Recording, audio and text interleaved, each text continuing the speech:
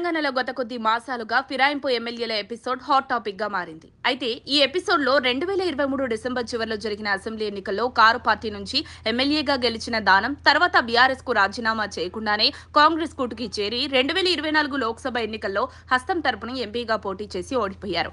దీంతో ఆయన party ఫిరాయించినట్లు red handed గా దొరికిపోయినట్లు అయిపోయింది. ఈ క్రమంలోనే MLA Danam Nagender serious allegations face చేయాల్సి వస్తోంది. కొన్నాళ్లుగా దానం నాగేందర్ రాజీనామా, ఖైరతాబాద్ కు బైపోల్ అంటూ ప్రచారం తెగ నడుస్తోంది. లేటెస్ట్ గా దానంకు మరోసారి స్పీకర్ నోటీసులు పంపడంతో ఆయన ఎలాంటి నిర్ణయం తీసుకుంటారన్న ఉత్కంఠ అటు బీఆర్ఎస్ ఇటు కాంగ్రెస్ శ్రేణుల్లో కొనసాగుతోంది. స్పీకర్ దగ్గర విచారణకు దానం అటెండ్ అవుతారా, అంతకంటే ముందే రిజైన్ చేస్తారా అన్న సస్పెన్స్ కొనసాగుతోంది. సరిగ్గా ఇదే టైంలో అసెంబ్లీ వ్యవహారాల శాఖ మంత్రి శ్రీధర్ బాబుతో దానం భేటీ అవ్వడం హాట్ టాపిక్ అవుతోంది. రాజీనామాకు దానం సిద్ధమయ్యారని, కాంగ్రెస్ అధిష్టానం నుంచి అనుమతి రాగానే స్పీకర్ కు రిజైన్ లెటర్ పంపిస్తారని కాంగ్రెస్ వర్గాలు అంటున్నాయి. ఇక కడియం శ్రీహరి కూడా మిగతా 8 మంది ఎమ్మెల్యేలాగా సేఫ్ జోన్ లోకి వెళ్లిపోయినట్లేనన్న టాక్ వినిపిస్తోంది. దానం రిజైన్ చేస్తే గ్రేటర్ లో మరో ఉప ఎన్నిక తప్పేలా లేదు. ఢిల్లీలో పార్టీ పెద్దలతో దానం చర్చలు జరిపి వచ్చారు. రాజీనామాకు సిద్ధమేనంటూ కొన్ని కండిషన్లు పెట్టినట్లు తెలుస్తోంది. అయితే తాను రాజీనామాకు సిద్ధంగా ఉన్నానని, ఇక ఖైరతాబాద్ ఉప ఎన్నికలో కాంగ్రెస్ పార్టీ టికెట్ నాకే ఇవ్వాలని, గెలిచాక మంత్రివర్గంలో చోటు కల్పించాలని దానం ప్రతిపాదన చేసినట్లు టాక్.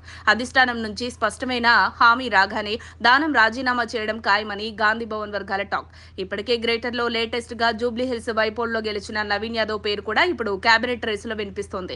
ఇప్పుడు దానం కూడా గ్రేటర్ కోటాలో అమాత్య పదవిపై ఆశలు పెట్టుకున్నారట. దానం మున్నూరు కాపు, నవీన్ యాదవ్ యాదవ సామాజిక వర్గం. ఈ రెండు సామాజిక వర్గాలు తెలంగాణలో బలమైన ఓటు బ్యాంకు కలిగి ఉన్నాయి. ఇప్పటికే ఈ వర్గాల నుంచి కేబినెట్ లో చోటు లేదు. దీంతో అటు దానం ఇటు నవీన్ యాదవ్ కేబినెట్ బెర్త్ కోసం ఆశపడుతున్నారట. అయితే సీనియారిటీ, గతంలో కాంగ్రెస్ పెద్దలతో ఉన్న పరిచయాలు, రిజైన్ చేసి ఉప ఎన్నికను ఫేస్ చేయబోతుండడం వంటి సవాళ్ల దృష్ట్యా తనకి అవకాశం ఇవ్వాలని కోరుతున్నారట దానం.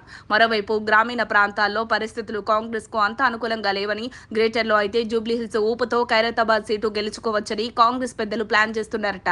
రాజీనామాకు మంత్రి పదవికి దానం లింకు పెట్టడం ఆసక్తికరంగా మారింది. మరి కాంగ్రెస్ అధిష్టానం కేబినెట్ బర్త్పై హామీ ఇచ్చి తన రాజీనామాకు లైన్ క్లియర్ చేస్తుందో లేదో వేచి చూడాలి. మరిన్ని అప్డేట్స్ కోసం మా కాయ్ టీవీని సబ్స్క్రైబ్ చేసుకోండి. మా వీడియో కనుక మీకు నచ్చినట్లయితే లైక్ చేయండి, షేర్ చేయండి. మీ విలువైన అభిప్రాయాలను కామెంట్ బాక్స్లో తెలియజేయండి.